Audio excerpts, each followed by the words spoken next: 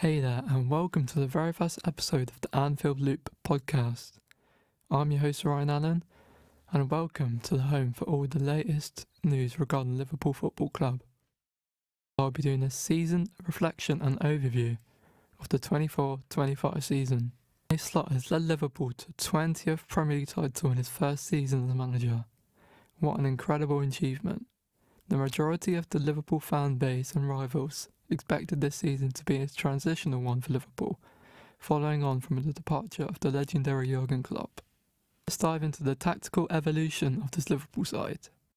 Arne Slot's first seasons introduced a new and refined tactical approach, emphasising controlled possession and fluid transitions. Maintaining the familiar 4-3-3 formation, Slot has introduced a flexible double pivot in midfield, with Alexis McAllister and Ron Gravenberch.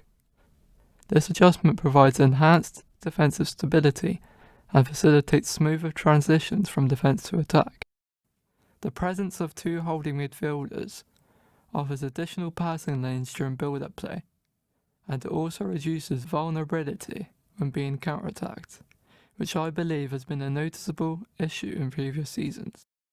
Tactical refinements by Arne Slot has positively influenced and encouraged a lot of positional adaptability among players, which enhances unpredictability in attack. Forwards such as Salah and Diaz interchange positions to disrupt defensive structures and to create opportunities. Salah himself spoke recently about him having fewer defensive responsibilities compared to under Jurgen Klopp's coaching. Now that I don't have to defend as much, the tactics are quite different. I said to him, meaning Arne Slot, as long as you rest me defensively, I'll provide offensively. I am glad that I did. He listened a lot, and you can see my numbers. This has proved to be a very effective decision from Slot, which is backed up by his insane goal contributions. Keeping him is absolutely crucial, as there's not many in world football that can consistently produce his level of output on the right-hand side. Now, on to Trent Alexander-Arnold's departure to Real Madrid. After a long season of the controversial Trent Alexander-Arnold saga, we've now reached the end of the season, and it's official. He has completed his move to the Santiago Bernabeu on a free transfer. Many Liverpool fans are frustrated and disappointed with his decision, especially with his boyhood club winning their 20th league title. There was some slight hope among the Liverpool supporters that Trent might have a change of heart, with his wild celebrations for his late match-winning goal against Leicester City. But credible journalists such as Fabrizio Romano and David Ornstein reported that his stance and ultimately the situation had not changed, and that he would make his move to Real Madrid, which has now proved correct. Despite all the controversy around his decision, it should not be forgotten that Trent Alexander-Arnold's contribution to the team was nothing short of exceptional throughout the years. Now onto the captain Virgil van Dijk. Strategically, securing Van Dijk's services until 2027 is a significant victory for the club. It not only ensures top quality in the heart of the defence, but it also sets the tone for his and Liverpool's ambition to push on forward and to remain at the top. Receiving both conclusions with Mo Salah and Virgil van Dijk signing new deals is both relieving and extremely exciting after having to deal with the uncertainty of waiting for the deal to be completed for the entirety of the season. Despite this, Virgil and Mo have remained professional and consistent in their elite performances on the pitch. Now, for a moment for the sponsor of this podcast, to celebrate Adidas becoming Liverpool's new kit partner once again, starting from next season, they are offering you an exclusive 20% off discount code. Make sure to use the code ANFIELDLOOP20 before purchasing any Liverpool FC shirts and merchandise. Now, looking ahead to the future. Many Liverpool journalists and the Liverpool manager himself, alongside club captain Virgil van Dijk, have all hyped up the expectation that it will be a huge summer in terms of transfer recruitment and outgoings. Fans will be sure hoping that this is the case as we look to bolster our squad depth and push on forward, so next season can be just as, or even more successful. want to highlight and mention what could be in store in the summer transfer window. Let's begin with some heavily linked transfer targets. Milos Kerkez, the 21-year-old Hungarian, has had a breakout season at Bournemouth. His relentless energy and attacking flair are his main traits, just like Andrew Robertson. They both have very similar play styles. I think that he would be a perfect option for battling it out with game time with Robertson. Onto a striker, Hugo Ekitike. Many clubs are interested in the striker, and no doubt will be keen on this rising star. The 22-year-old has scored 21 goals and provided 9 assists in all competitions for Eintracht Frankfurt. He is very much a Roberto Firmino type false nine player with great dribbling and effective link-up play. He has smooth acceleration and uses his long stride to great effect. His ability to shift directions quickly makes him dangerous in transition. Now on to Julian Alvarez. Following his move from Manchester City to Atletico Madrid, he has continued his prolific form.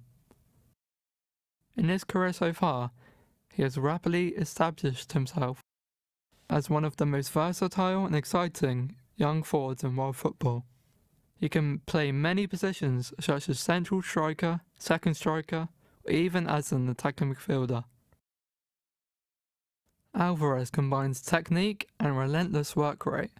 He possesses outstanding close control, and he is a natural finisher with both feet. Whether inside the box with sharp shots or from distance with curling efforts, Alvarez consistently displays variety and composure with his shooting ability. He can effectively manipulate the ball in tight spaces and weave between defenders, and this makes him effective in congested areas. Now let's move on to potential outgoings. Let's begin with Darwin Núñez. It's been a roller coaster for Núñez since his high-profile move from Benfica in the summer of 2022. His time at the Reds has without a doubt been very up and down. He's displayed several moments of brilliance, but also some of the worst misses you'll ever see. We've backed him through the highs and lows, but he has unfortunately never fulfilled his potential. With him scoring just 6 goals in the Premier League this season, and if Salah's numbers were to decline, then we would need someone to provide consistently. Under Arne Slot's management, he's found himself increasingly sidelined in the second half of the season since February. It's been widely reported that there is clubs interested from Saudi Arabia and across Europe. Onto Harvey Elliott. At just 22, there is still so much time for him to improve. After a promising 2023-24 season with 27 starts in all competitions, this season his game time has been reduced massively.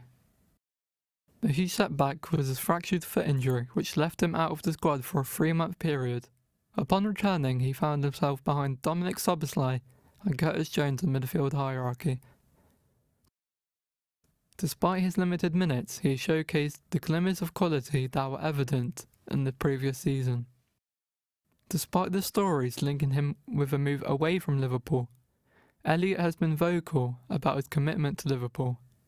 In an interview with TNT Sports, he stated that, "Liverpool's my club, Liverpool's my team." With the summer transfer window fast approaching and potential squad overhauls on the horizon, Elliott's situation appears to be one to watch. Now onto the game that confirmed Liverpool as the Premier League champions, where we defeated Tottenham Hotspur 5-1.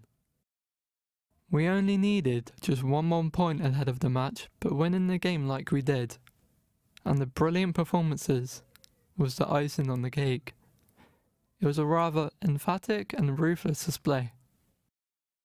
However, it wasn't quite the ideal start for us, as Dominic Solanke gave Tottenham the lead early on by getting his head on the James Maddison delivery.